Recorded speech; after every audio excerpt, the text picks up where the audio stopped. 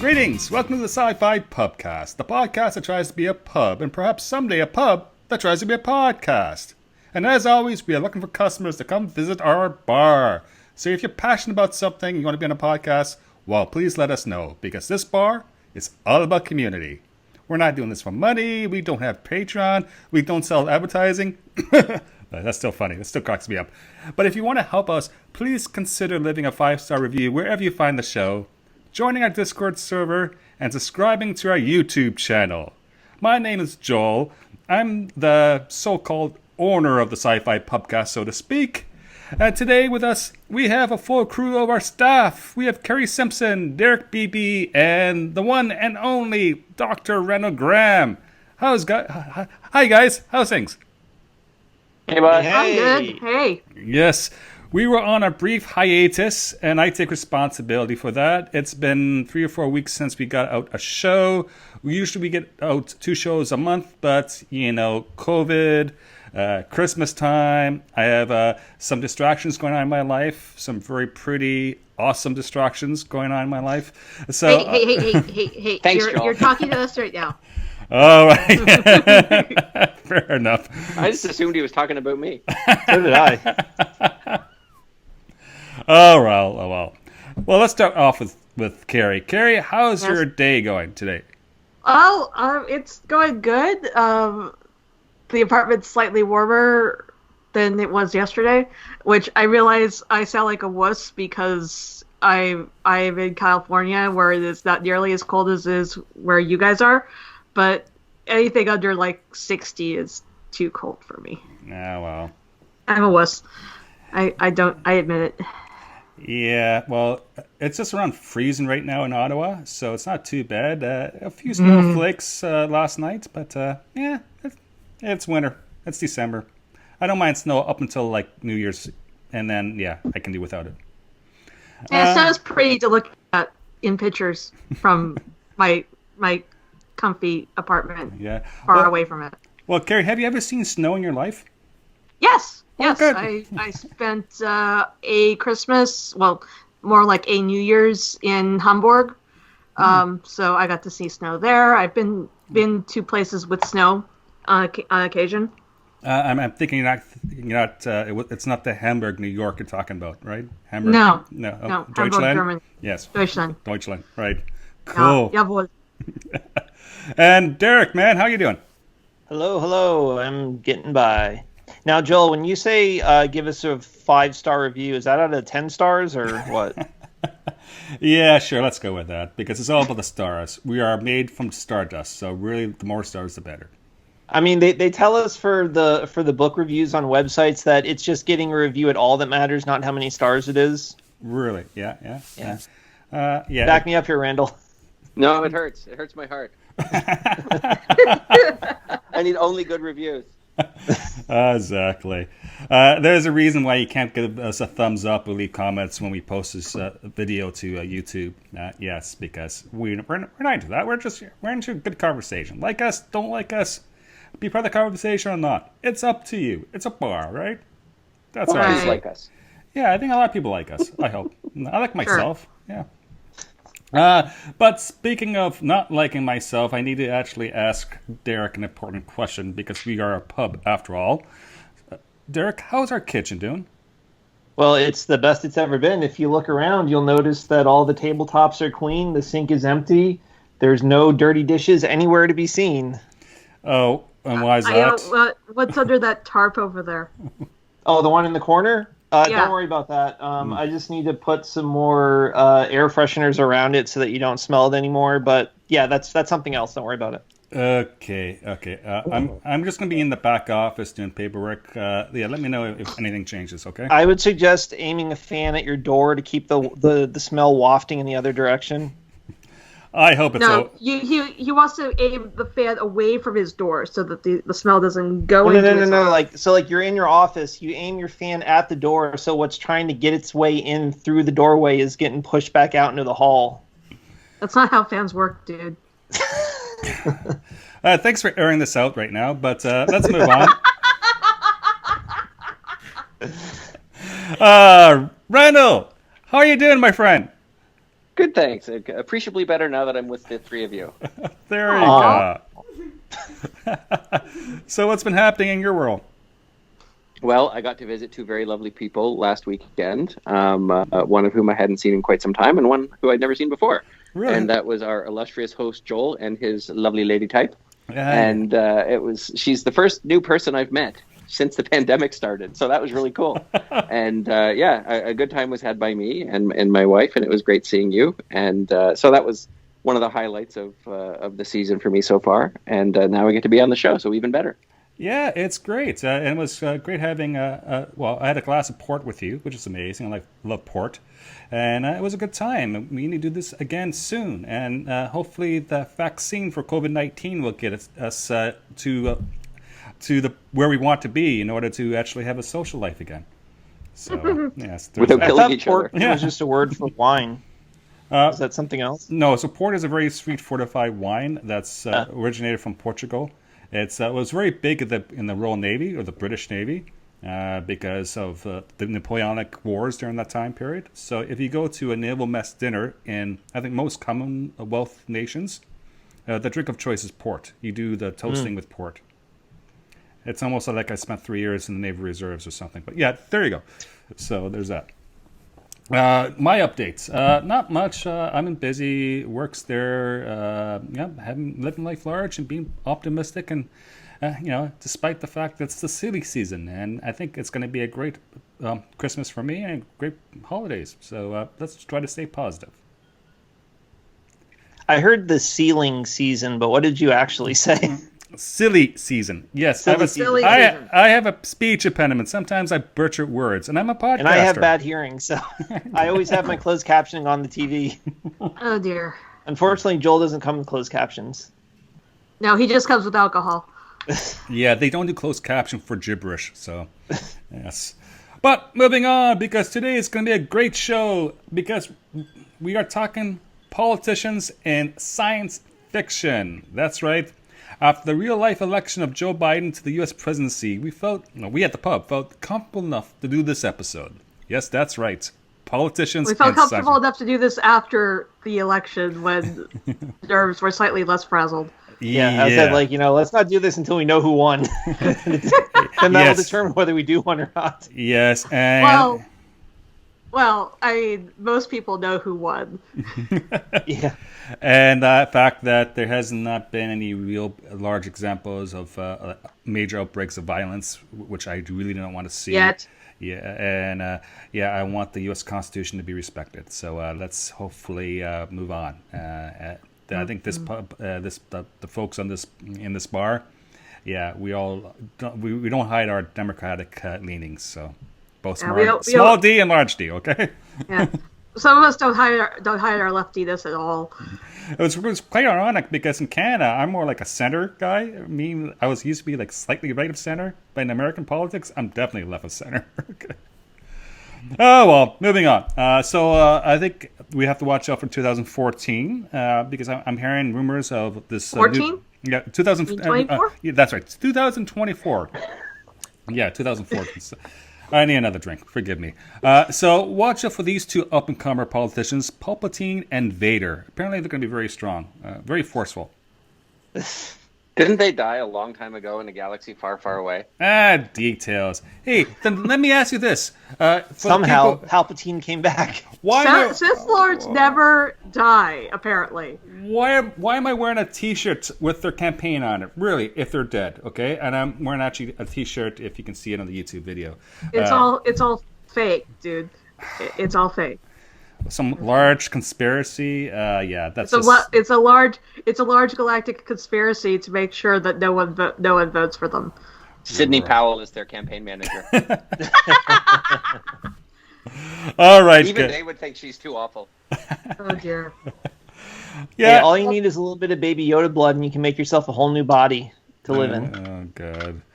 Yes, that can be your Derek's campaign promise, right? Yeah. The child's blood. Yeah, it'd be good. Yeah. For the sake of the people. I don't know. But we're talking about politicians. So let's start off this way. What do we mean by politician? Because, yes, we have our own politicians in real life. Some of them are more colorful than others. But in a democracy, we have politicians. Even not in democracy, there's still politicians, right? And you see that reflected in science fiction. Now, since I'm more of a Star Wars guy, but I understand Star Trek has a certain place for some of you, some of the hosts here, some of the staff here, like Heart of Hearts. Let me pose this question: what are some politicians from Star Trek? And tell me about that, because I'm not really a Star Trek guy. See, as one of the resident Star Trek people here, I have to say, I heard Carrie just say Kai Wynn, and I have to admit that Bajoran politics, for me, it's the most boring example of politics in Star Trek. Just the whole religious / civil system that they have going on there with the first ministers and the Kais, and those are the episodes of DS9 that sort of made me have a bit of a yawn. I love Dominion politics, of course. That's fantastic. But my favorite example of politics in sci-fi and Star Trek is probably the Klingon Empire. Going from Kim Peck to Gowron to Chancellor Martok, and very briefly almost Chancellor Worf. I love the idea of this rising to the top by assassination, and then needing support of the great houses, and it's supposed to be this society steeped in honor, yet it has the most corrupt government you can imagine, all of the secrets and lies they're always covering up. Absolutely love that example of politics in Star Trek. The Federation politics, boring as hell too. I mean, Jerish Inyo, I think that was the only president of the Federation I can name, and I'm watching that right now on mute. Oh, are you? Oh dear. Yeah. So what you're saying is Vedic Bareil is not one of your top 3 characters of Deep Space Nine? Oh gosh. Vedic Bareil would have made Deep Space Nine more boring, but would have left my blood pressure at a much better place. Because Kai Wynn freaks me out. It just that is the quintessential example of to borrow from Joel's other favorite franchise. What happens when politics and religion ride in the same cart? Yeah. I just rewatched the episodes where Kai Wynn is sleeping with Gul Dukat, and that's not creepy at all. When those episodes came wrong. When those episodes came out, I really hated how cartoonishly evil they made Kai Wynn and Gul Dukat. But then, the last 4 years of American politics came around, and it doesn't feel so cartoonish and unbelievable anymore. Yeah, she was a rookie compared to some examples we have now. Yeah, who knew Deep Space Nine was prescient in predicting U.S. politics in 2020. Yeah, it's funny, back in the 90s and the aughts and everything, all these villainous politicians on these shows, it always seemed so unrealistic and over the top and cartoonish, but we ended up seeing even more worse and evil and incompetent and blatant things in the last few months and years. Oh, absolutely. I once had an online chat with J. Michael Straczynski, the force behind Babylon 5. And I asked him how he managed to predict Trump so well with President Clark in Babylon 5 and his whole ascension to power and his horribleness. And his response was, I read history. Uh-huh. Yeah. So I thought that was very clever. One of the co-hosts of Mission Log has spent the last 2 months before the election posting clips from seasons 3 and 4, mostly around President Clark and the Night Watch and stuff, and I'm just sitting there going, oh shit. Yeah, so let's talk about that. Babylon 5, President Clark. What's the setup? What was he on about? How did he go out eventually? Well, he killed himself, didn't he? Yes, he did. Yeah. Right. In order to avoid criminal charges or a trial, right? Spoiler alert. Yeah, so it's a bar. There's going to be spoilers, okay? The show's 20 years old. Couldn't he just and like a proper narcissist, he tried to take everyone out with him. He turned the satellite defense network on the planet Earth to kill everyone else. and he wrote on his paper "The Ascension of the Ordinary Man" over and over and over again.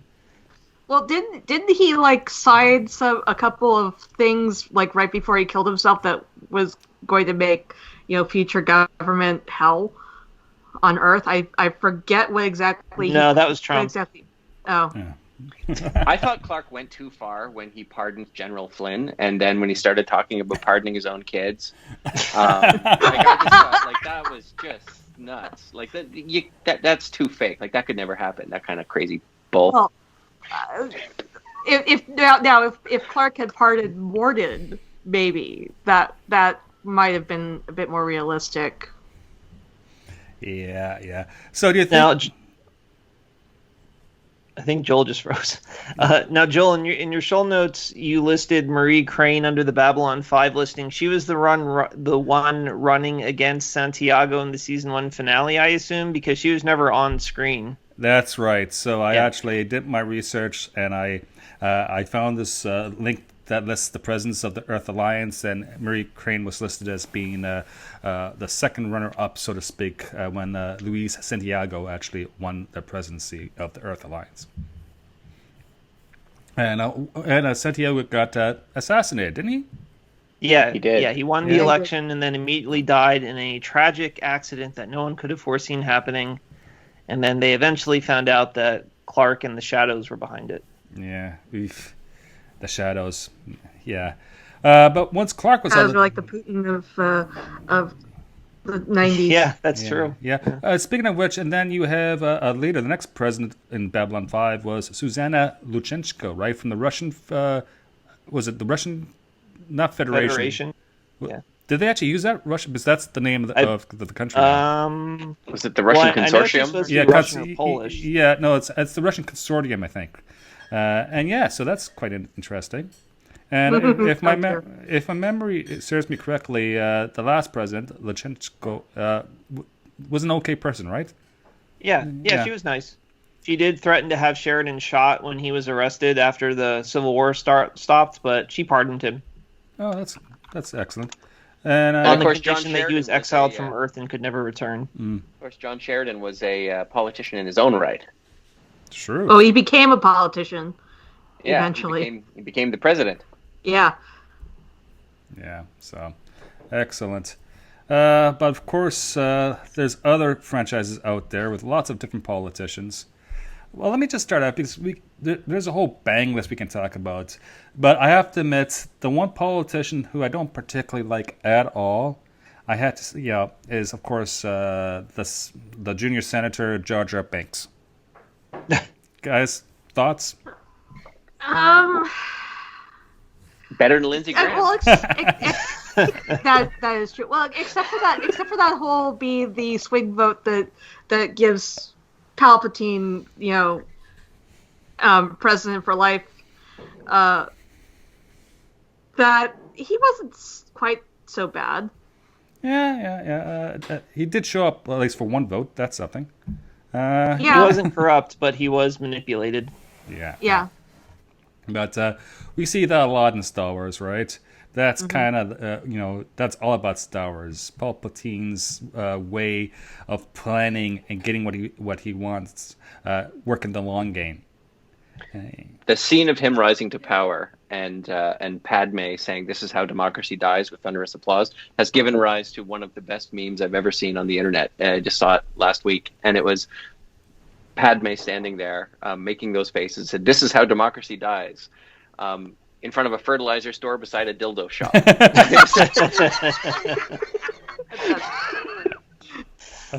Oh dear God, that's funny. Oh, God.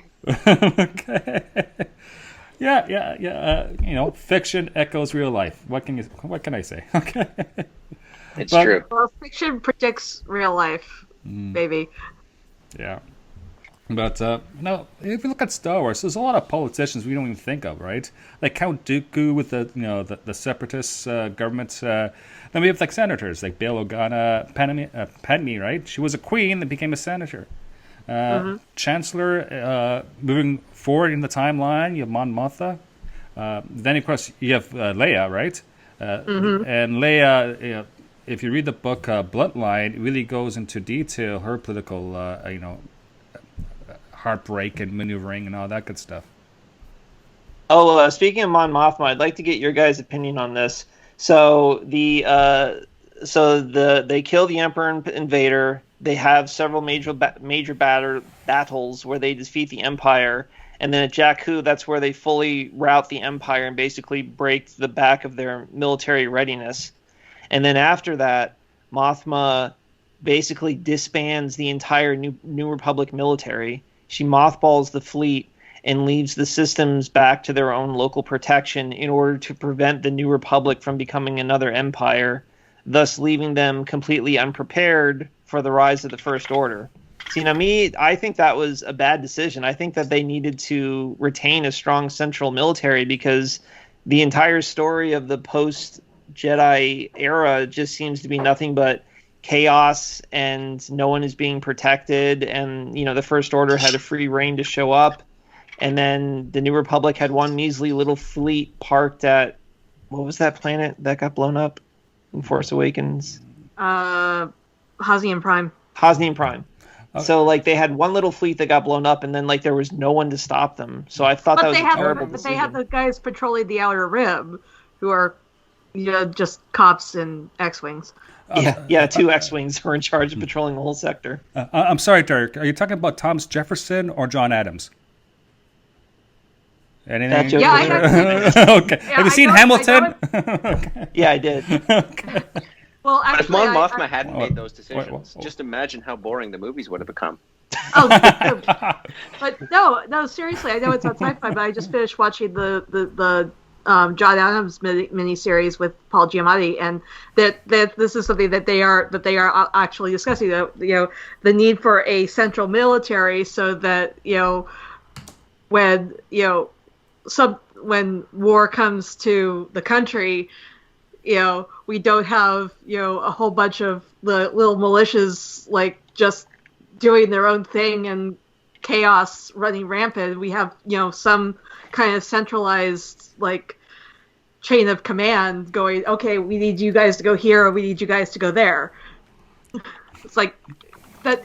So yeah, it doesn't make a whole lot of sense that you would disband the entire Republic military just for the sake of making sure that the Empire doesn't return. Yeah, because in fact it did. Because she did. Because it did. I mean, I'm as anti-war as anybody, but you still need to have strong protection for yourself. Yeah. Yeah, but also smarter protection for yourself because this is in the long time ago, galaxy far, far away. But there's they have technology that we don't. Now, since we're talking about politics and we do record this show in real time, 4 minutes ago, it was announced that Rudy Giuliani has COVID. Oh dear really? God! Wow. Thoughts and prayers, man. Thoughts and prayers. Yeah, that's not good. But yeah, that's. Yeah, we wish everyone well, of course, but couldn't happen to a nicer guy. Mm-hmm. Wow. Okay. I just remember when he was actually the hero, following 9/11, and then how he has declined the last 20 years to this pale, version of himself. Well, actually, there was some I forget when they were talking about this, but it was when the mayor of New York prior to him died. They kind of pointed out that he is like the Trump before Trump. Right. It's like he was because the mayor before him was this African American guy who started trying to clean up the police force and all this stuff, and Rudy Giuliani was the one leading the backlash to that, and that's what got him into office. So 20 years later, we're seeing the same thing, but on a countrywide scale, and this is completely off topic for a sci-fi show, but yeah. Yeah, and we always use Trump as an example because he's the most powerful example, or at least most obvious example, especially being Americans and Canadians. But we see this happening in other countries. We see it in Brazil. We see it in the Philippines. We see it in the UK even, to a lesser degree. And yeah, this popular, dictator type rising to establish order after sowing the seeds of chaos. Right. Yeah. The scary thing is that if Trump had been competent about it, we'd be in a much worse position. Yeah. Or if it'd been a little bit less than 8 million votes ahead. Yeah. Oh, but those are all from somewhere in Germany, right? Oh God. Nice. Well, bringing it back to science fiction, if I have to compare Rudy Giuliani to any of the races from Star Trek, I would say that he and the whole legal team are probably the Packlids. Yes. Oh, God. We look for things to make us win. Oh God. Oh God. Hey, I will say this about him, though. Terry, He's making a shitload of money, and I think that's all he's really after here. I mean, they're paying him thousands and thousands and thousands of dollars for this cockamamie defense he's leading. Yeah. And I think that's all he cares about. Not how many times Trump could lose Georgia. Which I think they're on like the fifth Biden win of Georgia now. Oh God. See, from a Canadian perspective, U.S. politics is just so wacky because a lot of it's based on the politicians themselves rather than the party. When Canada's like the Westminster system of government, so it's very much like the Brits, where, yeah, technically you vote for a member of parliament, but really you're voting for a party that you want to support. Canadian politics is so much tamer. Yeah. Let me guess, you guys actually have campaign finance laws. We do, actually. That's what it sounds like. Yeah. But saying that, we do have people like, Ford, like, became mayor of Toronto and things like that, and his brother's now the premier of Ontario. So, yeah, we still have some flavor. And I can't speak for the Canadian Parliament because I've never seen footage of it, but at least the British Parliament is a lot more entertaining to watch than the U.S. Congress. They actually get into like knockdown, drag out arguments in Parliament. Yes, question period is an important part, right? Hold the government to accountability. Yeah. Yes. Yeah. Who knew? Actually, yeah. But there's other science fiction IPs out there where politics have played a very important role in terms of the storyline. Battlestar Galactica, anyone? Especially the reboot? Uh-huh. I know this is a couple of you guys' favorite or second favorite IP or French science fiction property out there. Laura Roslin with Dr. Gaius Baltar, even like Tom Azarek, right? And on the what do you call it? Cylon thing. What was speech impediment? Bad speech. Have another drink, dude. Yeah. I'm drinking Caesars. Come on, it's very Canadian. In honor of politicians. Yeah, exactly. Hey. I misspoke, right? I'm very okay. Yes, moist about anything but hair. Okay, I can't do that. Oh, okay. Randall, help me out here, okay? Moist. Well, I think that you're being moist. I think I rather lost the thread of the conversation. Oh dear God! But Joel really likes politics. But back to Battlestar Galactica, the Laura Roslin storyline of her becoming the leader and her being like on her deathbed, and I just thought that was so well handled. It was so well written. It really led the feeling of or lent itself to the feeling of doom that surrounded the show. That show kept me on the edge of my seat for weeks and weeks and weeks at a time, and just because everything seemed so tragic, and you're on the edge of great loss every second of the show, and she was so emblematic of that with her the way she led and the way she was dying and sort of the dignity with which she carried herself through that period. I just thought that was a fantastically written aspect of the show. Right, and she was a minister of education, right, before the whole the entire government got wiped out, basically. Yeah. So just think, if the Cylons had attacked, did you guys would have Betsy DeVos in charge? Oh dear God, no, please, no. And there was an election. Don't go there. Please don't go there, Randall. I keep terrifying Carrie. I can only apologize. Oh God, but in Battlestar Galactica there was actually an election, right? And not our favorite people actually won the election, and there was major, significant consequences on the human population. Mm-hmm. Now, if I recall that episode correctly, didn't Roslin actually lead a conspiracy to throw out votes for Baltar, but then at the last second they changed their minds and didn't do it and let him win the election? I think. I think you might be right.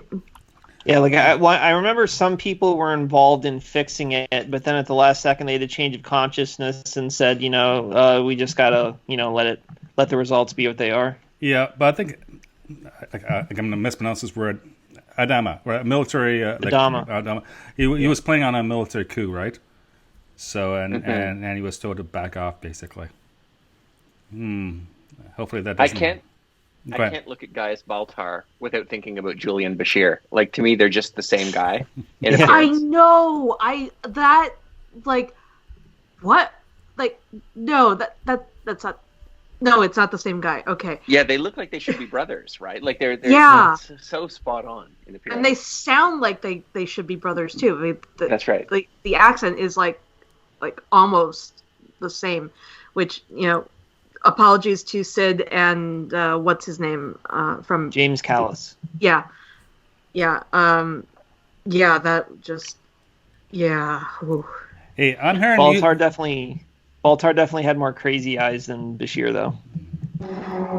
But also kind of like, when after it came out that Julia was a super genius, and knowing that Baltar is a super genius is just like, okay, yeah, this is hitting a little too close to home here. Mm-hmm. I'm hearing music in the background. You guys hear the music, or am I just a Cylon? It might be just you. Okay. Is it all along the Watchtower? I can't tell. I have to turn. Is it my favorite? Is it my favorite version of All Along the Watchtower? It might be, actually. Okay, that explains a lot. There you go. Oh, you want to hear something sad? I have no idea what that original song is. I only know of it from Battlestar Galactica. Oh, really? Yeah. Really? Yeah. I mean, because I've heard the original version. The original version is Bob Dylan, right? Well, Hendrix did a cover version of that, right? So yeah, Hendrix did the cover, which is the best version ever. And Bob Dylan wrote it, I believe. Bob Dylan wrote it. Okay. And my second favorite version of All Along the Watchtower is Tom Ellis, but yeah, it's like. But shout out to Bear McCreary for all the music of Battlestar Galactica. I mean, the music on that show. Yeah. Yeah. All right, politicians. I know, Randall, you haven't seen this series, but I believe that others have. The Expanse on Amazon Prime. Used to be on SciFi. I love The Expanse. Yeah. I do a podcast with a few others like Chris McGuffin on The Crash Couch. And the new season is going to be dropping in about 2 weeks. Oh, is it that soon? Yeah, that's I think December 16th or December 20th, if my memory serves me right, which at this stage of my life, it probably doesn't, but it's around there. Of course, the major politician is Eva Solera, right? Christian Eva Solera, who's this hard-edged, older woman. I love her so much. And she has a tendency to drink tea and swear a lot. I think she's one of the few politicians in science fiction which I actually cheer for. I think, I love her. I love her faults. I love just the fact that, she's power-driven, but she's a realist, and she has style. I saw a couple of campaigns for Avaz Tarala to debate Trump, and I'm like, oh, that would have been lovely. But I also just recently saw a campaign for a battle of wits between Avaz Tarala and Emperor Giorgio, which would also have been which also would be fabulous. Oh wow. Yeah, Avasarala is by far my favorite character in The Expanse. She's hilarious. Yeah. And it's funny because I started with the TV show and then I got into the books afterwards. So when I started the TV show, she kind of seemed to be like a villain because her introductory scene is her torturing a belter almost to death. So they kind of, start her off as a black hat and kind of redeem her as you go along. I forget how the book introduces her, but yeah, I love her. She's the greatest. Well, the books don't introduce her until the second one anyway, so I don't remember. Yeah. She's not in the first book. Yeah. In terms of TV series in season 1, right? She's not the president yet, and you have the old president, Sorrento Gillis, and you have the new up and coming person, Ehrenreich, right? Sadira Ehrenreich, who's just one of the villains of the first season because he's a utter corrupt, person. But I quite enjoyed The Expanse because it is a political show and it actually has politicians as characters. And it's amazing to say that you actually have a politician where it's one of the stronger characters on the show. So it's very similar to like Laura Roslin and Battlestar Galactica, where it's a fan favorite, but I think Avasarala definitely swears a lot more. But Avasarala would have chewed up Roslin and spit her out. Yeah, I think. Yeah. I'm trying to be polite about that, okay? The thing that I appreciate about The Expanse politics is that no one side is completely good or evil. They're all kind of, shades of gray. I mean, obviously, the Free Navy is completely evil, but like Earth is not, all great, and Mars is not all great, and the Belters are not, like they're all shades of gray. There's no clear good person. Except for maybe Holden. And he's naive. I would not have said that the Free Navy was completely evil until they dropped the asteroids on Earth. If they had. Oh, we should say spoilers for the future season of Expanse. If you haven't read the books, don't listen to this part. Oh, sorry. If they had not gone that far, they could have been a force to be reckoned with. Instead, they were kind of like the IRA on steroids. Yeah, maybe the IRA with nuclear weapons, or another extremist ideological group like that. Yeah. Yeah. I mean, I can only see Marco Inaros as the Osama bin Laden of this show. Yeah. Well, yeah, agreed. But still, it's like. But I mean, I have friends who they're like this close to going full French Revolution on people, and I read, and when I read book 6 of The Expanse, book 5 and 6 of The Expanse, I was just like, yeah, this is this is what happens when you really don't listen to the people who are getting stepped on for too long. It's like, this is why we can't have nice things. They're going to, make it as difficult for everyone as it is for them. Yeah, true. Of course. But there's that, and then there's trying to wipe out all life on an entire planet. There's degrees of scale there. Yeah, but it's not just trying to wipe out all life on the planet because Earth is still the primary resource for food and stuff. And like Ganymede supplies some of the food, but without Earth to as a backup, or without Earth as the main source of food and stuff, the entire solar system is screwed. Yeah, I think at this point we've lost Randall. Uh-oh. Randall, you're I'm sorry, Randall. I forgot that Randall didn't know The Expanse. Yeah, I've only seen a couple episodes of The Expanse. When it came out, we were just when I first tried to watch it, we were just entering the early sort of the Tiger King era of COVID. And when everyone was terrified because it was just emerging, we didn't know what was going to happen. And I started watching The Expanse, and it was just so murdery. And I couldn't take all the death. You think? My sci-fi speed is Star Trek, where it's like we want to see what concert's happening in 10 Forward next week. Like, it's not exactly murdery all the time until, the occasional episode when the Borg shows up. But yeah, it was very dark for me, and I could see that it was incredibly well written and really well thought out, but I wasn't in the right space for it. But, probably post COVID, I will go and give it another shot when I'm in a more cheerful space. Yeah. I will say this, Randall. I started the TV show knowing nothing about the books or anything, and I did not really enjoy the first season. I watch it just to complete it, and it wasn't until season 2 that I really fell in love with it, and then I went back and read the books, and the books are even better. And while the same events happen in the books, I feel like the books are a lot funnier. There's more of a sense of humor, of people cracking jokes and stuff that isn't really there in the TV show. So all I can say is you just kind of gotta, stick with it, and it'll get better. It's kind of like Game of Thrones. Like, I did not like the first season of Game of Thrones, but then I eventually loved it. So some of these things you just kind of gotta slog out until it gets good. Yeah, I have a couple of friends who tried to watch the first season of The Expanse, and they couldn't get over the claustrophobia of the first episode, and they're just like, no, we can't do this. Yeah, it wasn't exactly my speed. I mean, in happier science fiction politics, my speed is like Zaphod Beeblebrox. Who is not in the show notes. Wow. I'm sorry. Listen, I did the show notes yesterday morning. Okay, I'm not a morning guy. He was distracted by feminine wiles. Okay. That's okay. Zaphod's just this guy, He's just this guy. He's a hoopy frood. Yeah. But also kind of like, in some ways, I apologize, Zaphod, if you're listening. In some ways, he's kind of analogous to the current occupant of the White House, in which that he is really too dumb to be running the galaxy.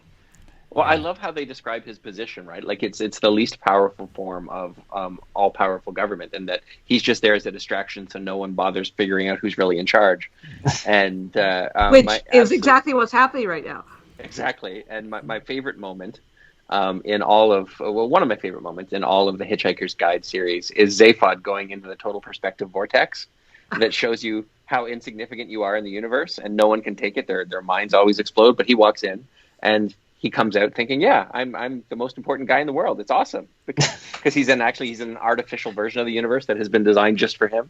Uh-huh. I love that moment, because it freaked me out when I first read it. Like, how did he not have his head explode, or either of his heads explode? Yeah, I love Zaphod Beeblebrox.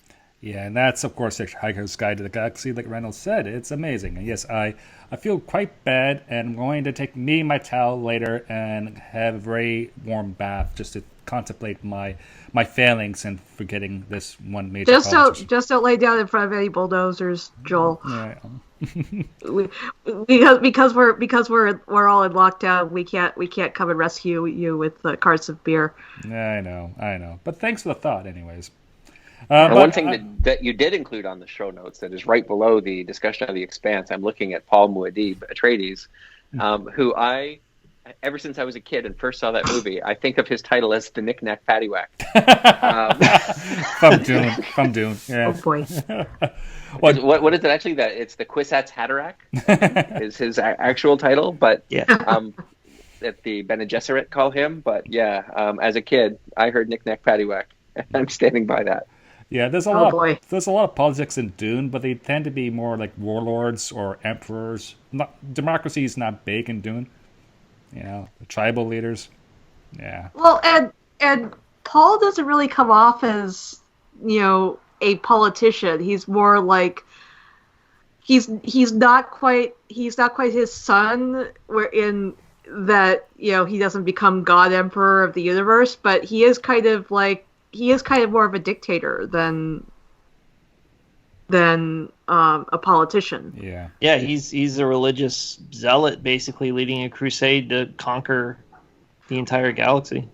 Yeah. So what's the difference between a religious group and a cult? Definitely, I think the size and the stability factor, right? How good their lawyers are. Yeah, maybe. Yes, there's that. But there's also the Hunger Games too, right? Can we move on to a different franchise? You have Snow and Coin, right? I'm not hugely into the Hunger Games, but I know it's important, right? Mm-hmm. Donald Sutherland played, who was it, Cornelius Snow? Yeah. talking about politicians turned dictators. I saw the movies, and my brain somehow is not capable of recording what happens in the Hunger Games. I have no memory of anything except for a few scenes that I sort of raised an eyebrow at. But it wasn't my speed. I understand that it's deeply important to some people and they love it, but it's just not my thing.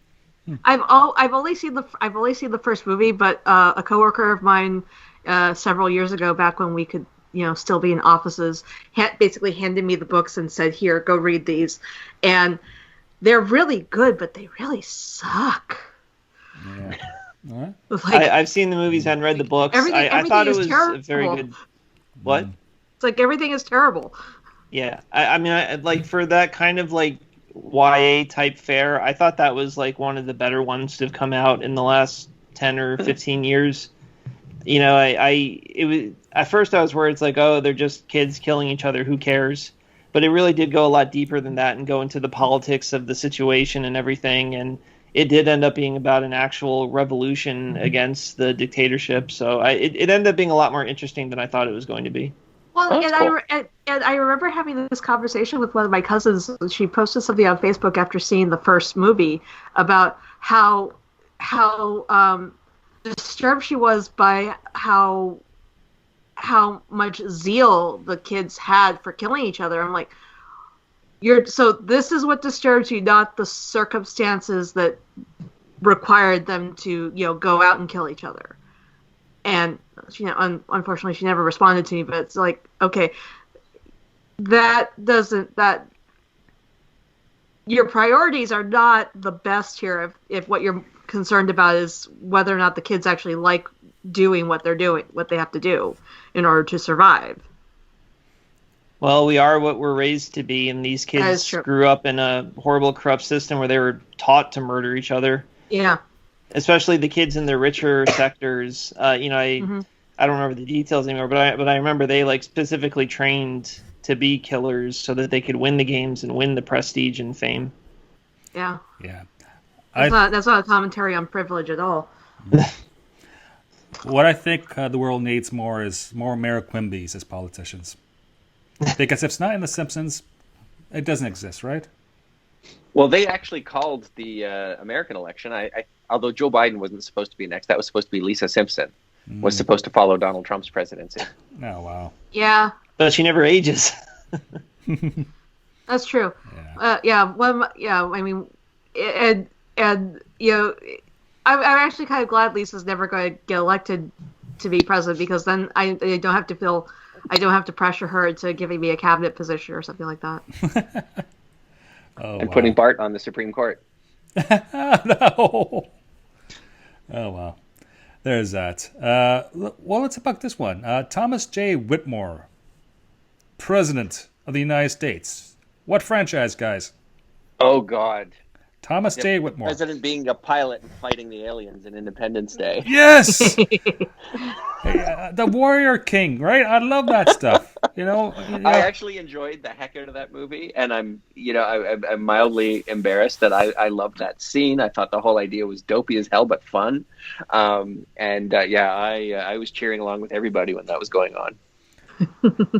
The only thing I can't get behind in that movie is the promo material saying ID4. That makes no sense. Oh, God. It looks cool. It looks cool. Yes. I'm still waiting for ID3, and I hope they make an ID4 as well. Oh, God. See, Reynolds just or doing... ID5.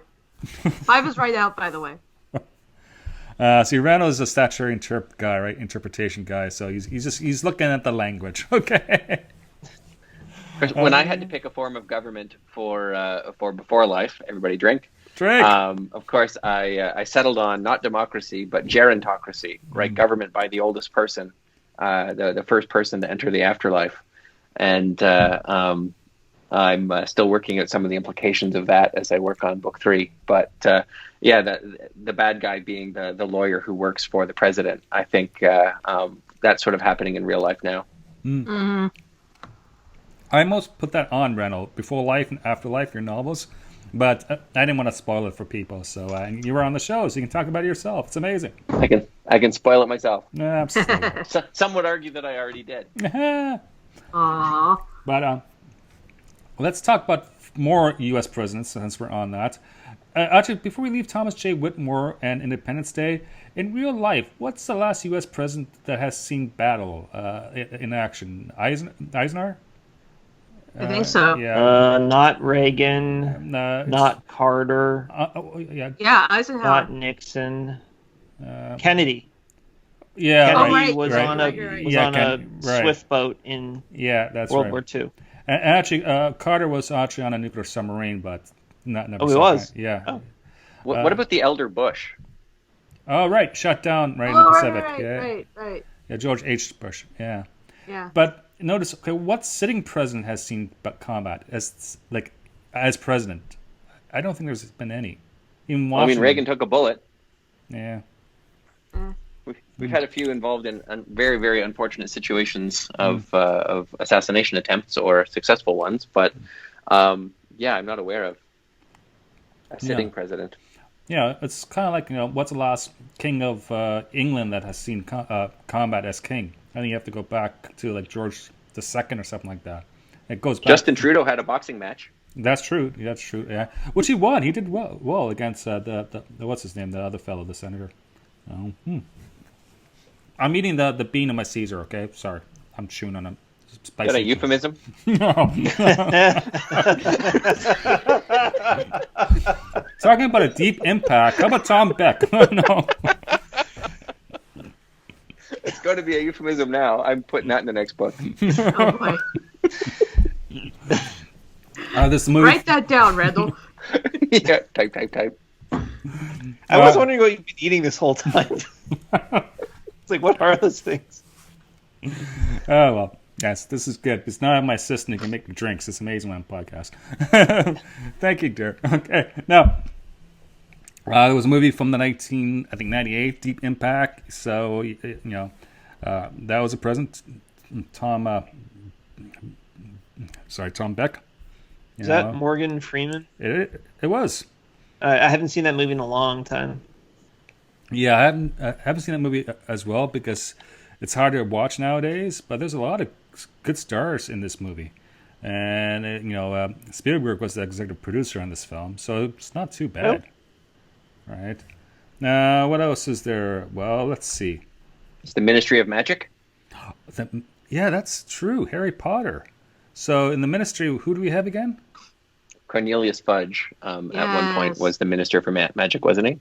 Yes, and he was the one who refused to believe Voldemort was back. I remember when you were building the show notes, Derek texted about Dolores Umbridge, our favorite government official ever, and sometime head of Hogwarts. Yes, there's that. I want a political appointed position like at a major magic school. Yeah. Does anyone remember what position in the ministry she had in the 7th book after Voldemort took over? I remember she was in a higher spot then when they had to break into the ministry to steal things. I think she was like running an Inquisition, wasn't she? Yeah, she was like running the Inquisition, but I forget what her actual title was. I don't think she was the actual Minister of Magic, right? Or was she? No. I don't think so, no. Yeah. All right. Never mind. I know. But yeah, she's a great, despicable political villain. Yeah. She was the High Inquisitor. Yeah, she was High Inquisitor of Hogwarts, and then there you go. Head of Muggleborn Registration. Ah. That's not creepy. No, definitely not. Yeah, that's not creepy at all. Mm-hmm. But eventually, towards the end of the series, we have Kingsley Shacklebolt that became Minister of Magic, right? I believe so. Help me out here. Yes. Yes. I know. Is that... Wait, wasn't he in the Order of Phoenix? That's right, but he got appointed at the end of the last movie/book. Oh, so at the very, very end of the series, after Voldemort was defeated? I believe so. Okay. So there's that. Yeah, but also getting back to Umbridge. Umbridge is like the one fictional character that everyone can unite behind as being a hated character because you have your Palpatine fans, you have your Palpatine haters, but then you have Umbridge. Yeah, I think even Kai Wynn, this Umbridge bitch is kind of a dick. Yeah. Isn't she basically Betsy DeVos though? Aren't they kind of doing the same thing? Yeah, demolishing the educational system. Yeah, I've seen that too. Brainwashing children into right-wing beliefs. Yeah. Yeah. Oh, Sorry, it's- didn't mean to. Can I introduce a topic of discussion? absolutely. Oh boy. So Okay. what I was thinking about when it comes to umbrage and things like that. So at work, I work with a lot of right-wing people, and there's a few of them that love Star Wars. And I always think to myself, how can you enjoy Star Wars? Because it's a story about socialist leftists fighting an evil right-wing dictator. And it kind of got me thinking, like, on the larger subject, how do right-wing Republican people enjoy any kind of popular fiction? Because almost every sci-fi or fantasy or war story is inevitably about a democratic, socialist, freedom-loving person fighting an evil dictator of some kind, which is inherently right-wing and Republican. So how can they ever enjoy anything? Like, what kind of cognitive dissonance do they have that they can just say, like, oh, Star Wars is great? Well, you have the same thing. You have the same problem with people who are of that persuasion liking Star Trek. Like, okay, you realize that Star Trek is like the Federation is what you get when we have a whole bunch of socialist programs, right? Yeah. Yeah, I think there are a couple of things going on there. Thing one is oftentimes when you watch a program as a kid and get into it, you don't necessarily critically examine what's going on, and then your fondness for it blinds you to some of the political forces at play in the show, right? Like, there are a lot of people are upset at current iterations of Star Trek because they're complaining that it's all woke and political now, and like Star Trek always was, right? Yeah, Star Trek has always been political. Yeah, it's always about diversity, it's always about inclusion, and now people didn't notice that when they were 8. But now that they're adults watching it, they're like, hey, why are you being political? So I think that part of it's going on. And also I think that when people watch Star Wars, people of that particular political persuasion watch Star Wars or other shows, they don't necessarily identify their government of the day as being evil, right? Like, they'll look at it and say, well, the Empire, clearly evil. Our government, wonderful. And even if they have some similar policies, it's made more cartoonish in like you when you have people exercising force powers and force choking their political opponents, and that's we're not quite that bad. So I think people define their government as less evil than what they're witnessing in sci-fi, and so they don't see the parallel between the systems. Yeah, I mean, I guess they just enjoy it on just like a purely superficial level of, like, oh, pew pew, space fight, boom boom. Well, the same thing happens with religion too. I mean, you have all the people who point out that if Jesus were around today, he'd be one of the ones in a prison somewhere because he would be administering to the poor or crossing with the undocumented, crossing the border with the undocumented, and it's like. Wait, and then you have the people who hear that and are completely outraged, like, no, he wouldn't be. Wait, didn't the Romans put him in prison before executing him? Sorry, my knowledge of the New Testament it's 20 years old, so I don't. No. Yeah, terrible. But I will say, in defense of Randall's idea, as a kid, I loved Tom Clancy novels. Yeah. And as an adult, I kind of like read about them, and then it was stuff that like I completely didn't notice, but apparently they're very racist and very pro-business, pro-Republican, and those are things that just completely flew over my head when I was reading them in middle school. Well, and the same thing even happens to creators of the content, right? Like, you read Ender's Game, and the whole series is about, inclusion and loving other people and having empathy for people who are different than you, right? Ender can only destroy the aliens because he loves them first. And then you read Orson Scott Card's personal politics, and he was like one of the forces behind the Defense of Marriage Act and fighting against same-sex marriage and all kinds of really sort of far right-wing policies that seemed antithetical to the world of Ender. Right. Guess that means he's a really great author that he could convey a contradictory position so convincingly. That's right. Yeah, I was a big fan of the series, and I was reading it along, and I was chatting with one of my author friends about it, and he said, "Oh, I just can't read the Ender books anymore after what Orson Scott Card did." And I went and looked it up, and ruined my whole life. Oh, you're having the same. You're having the same issue now with the Potter books. I mean, yeah. J.K. Rowling's position on, trans people. Just like, okay, what do you do with this now? Like, do you still enjoy the books for what they are, or do you just, go and sell and or burn your copies because the author is apparently actively working out her issues in public, like so many other people are? I'm afraid to read up on any creative person or actor these days because, like, you're just going to find, like, someone is, like, believes something awful, and then how are you supposed to, and then you kind of have to disassociate that from enjoying the fictional product, and, that's no fun to have to do that. So Right. I read this book, It's a Wonderful Death, and then found out that the author actually has this gross kitchen with all of these unwashed pots and pans behind him under a tarp. Wow. That's Derek's book, Joel. Wow. Wow. It's a Wonderful Death, currently out of print. Wow. I do recommend it to the people, though. You can still get it electronically, can't you? No, you can't get it at all. The company went under. Oh, gee. Oh, I'm sorry, Derek. There's used copies on Amazon that you could buy. I don't even have a copy anymore. I sold all mine. I have a digital copy of it. It'll cost you, though. No, wait. Can you buy your rights back since the company went under, Derek? I mean, I know there's something in the works to get it printed again. No, good. Yeah, I mean, like, it's not my franchise. I don't own it. So, but there's something in the works. Interesting. But at this point of the show, I do want to bring up probably the worst politician in the history of science fiction. Uh-oh. I'm talking about, of course, President Scrooge, played by one Mel Brooks in Spaceballs. I'm still going to say Jar Jar.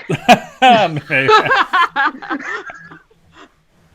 Oh God! Because of course, say what you will about his passwords. At least he didn't have them on a unsecure server. Exactly. Oh God. Yeah. There's that. He just has the kind of password an idiot would put on his luggage. There's also a James Dale from Mars Attack, played, of course, by Jack Nicholson. So Right. There's that one. And I didn't watch the series, but I know it's popular. Buffy the Vampire Slayer. Who's this Mayor Richard Wickens guy? Oh, he was great. He was my favorite yeah. villain. Yeah. He liked to, like, he was like this hokey guy who wanted to become god of Earth or something like that, and he turned into a giant demonic worm. He was a loving and caring father figure to a wayward girl that he adopted. It was very touching. Oh, nice. And played by the same actor who played Tam Elbrin, the Betazoid, in Star Trek: The Next Generation, in the Tin Man episode. Yep. Interesting. Oof. And late edition, because Derek brought this up, Doctor Who, is there a tie in there? Oh yeah, I'm actually going through the old Tom Baker serials right now, and Tom Baker's the Fourth Doctor. He actually became the president of Gallifrey due to a series of funny coincidences. I thought you were going to say a series of unfortunate events. Yeah, I should have said that. And he immediately vacated the position and went running off, so they kind of had to rule in his absence. And I forget how they eventually took care of that. I think maybe they finally voted him out of office in absence or something like that. But yeah, he was briefly the president of Gallifrey. Okay, cool. Interesting. And like he was the greatest of all politicians. He didn't want the power, and he immediately ran away from it. Yeah. But in running away from it, we got Rassilon, or at least a regenerated Rassilon, who eventually tries to kill things or something. I hated that story. Well, let's try to close this discussion up by asking some of the big questions. What makes politicians so hated in fiction and in science fiction in particular? Generally, because we've listed a whole whack of politicians. There's maybe one or two that we actually quite like and we look at as good guys. The rest are villains. They're bad guys. Why is that? I think it's the same syndrome that leads us all to hate our boss at work, right? I happen to love my boss at work at this time, but people who have power over you, right? Even if it's temporary power, it's you need someone to blame for the bad things that are happening in your life, and those who are in a position to change them and are perceived as not actually doing anything are the easiest ones to blame. And so I think they're a convenient plot device, right? Like if you want someone to beat up on, well, put them in government and blame them for the perils of society. And so much science fiction is set in a dystopian reality that by definition the government's going to suck. Well, it's also a convenient plot device that most of the politicians we see are either corrupt or just bad at their jobs, and we don't really. Circling back to Star Trek, we don't really have that except for maybe Kai Wynn and Gul Dukat, but we do have all the bad morals and the Commodores who are assholes. Yeah, some of the ambassadors too. Adding to Randall's point, you need drama in your story, and if everybody in charge is getting along, there is no drama. Therefore, our hero has to be at odds with whoever is in charge of him for there to be some kind of a conflict. Right. So inevitably, whoever's in charge has to be someone that's doing something wrong that the hero has to overcome in order to save the day. Do you think it's coincidence that both, Laura Roslin from Battlestar Galactica and Christian Avanzarella from The Expanse are women, right? Whereas most of the other people, I think almost all of the other politicians we mentioned on today's show are male. Well, maybe it's just Leia, things are always from, male-centric up until a few decades ago. Yeah, I forgot Leia, so General and Padme. Yeah, Padme. So we have Star Wars. And Mon Mothma. Yeah. Yes. So it's just neat, when you're writing these stories as a creator. The decisions you make about, one is actually writing with a politician as a character, and two, what type of politician, right? It's going to be good person, bad person, the gender, all that good stuff. It's interesting how that plays around with our notions of power. I like that.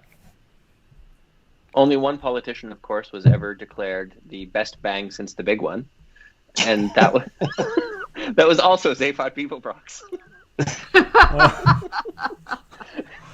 Oh God! I also, know. and he has to be our patron politician because he was the inventor of the Pan-Galactic Gargle Blaster too. Absolutely. So any bartender who becomes president is good in my books.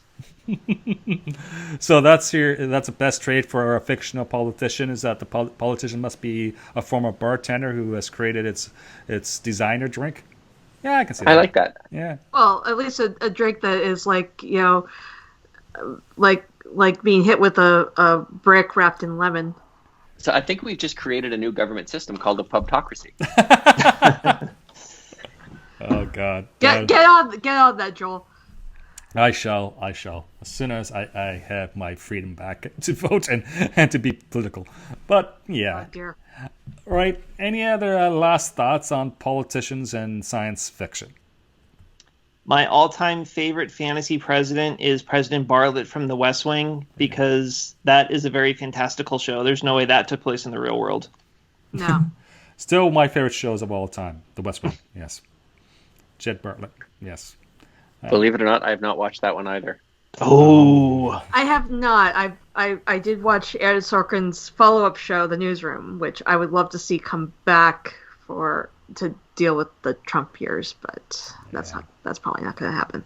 All right. Any other last comments before we wrap it up and shut the doors down?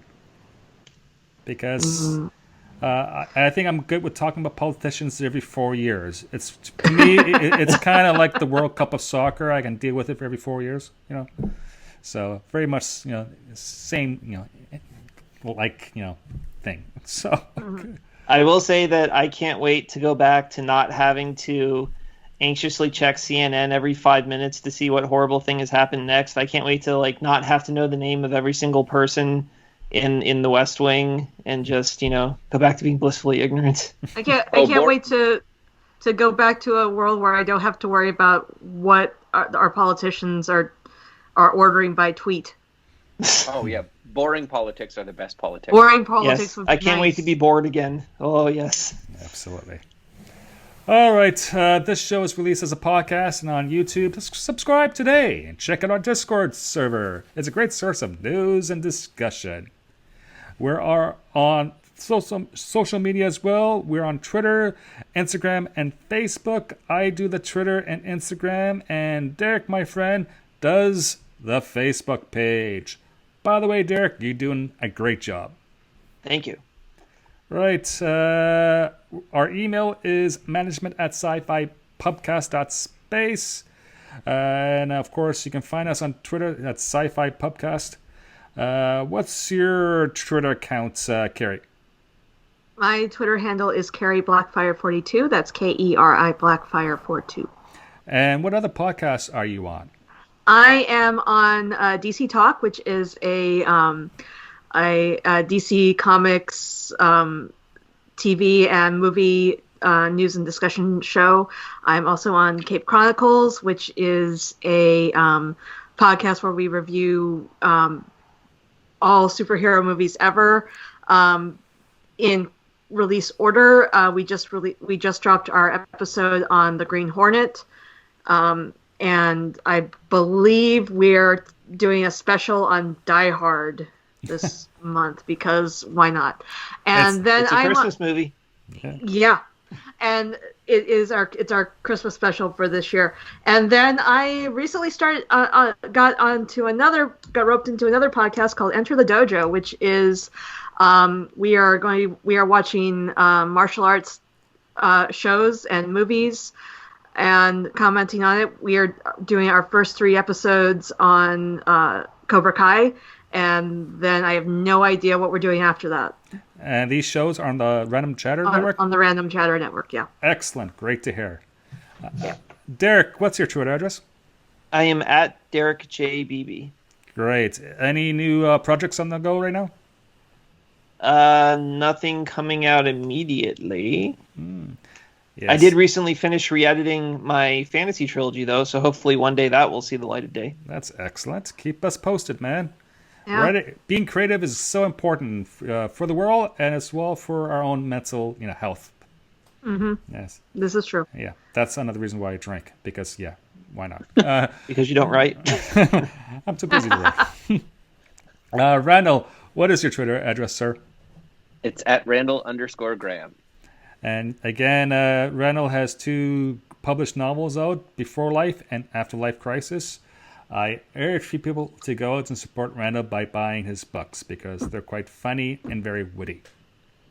Well, thank you, sir. And wait for book 3 so you can see the phrase "eating the bean out of my Caesar" in print. Randall's going to do that. He's just going to insert it. The editor might cut it out, but it's going to make the first draft. The best jokes in the book are the ones that only the author and one other person gets. Oh, dear Lord. All right. I am on Twitter at Joel_Welch, WELCH, just like the grape juice. And that's it. That's closing time. Please take care and make it home safely. We'll see you next time. Bye now. Bye, everybody. Music provided courtesy of Logan Rathbone. Podcast logo by Jea Rhea. Copyrighted Joe Welch. Listen responsibly. And we can't wait for your next visit to our fine establishment. Cheers.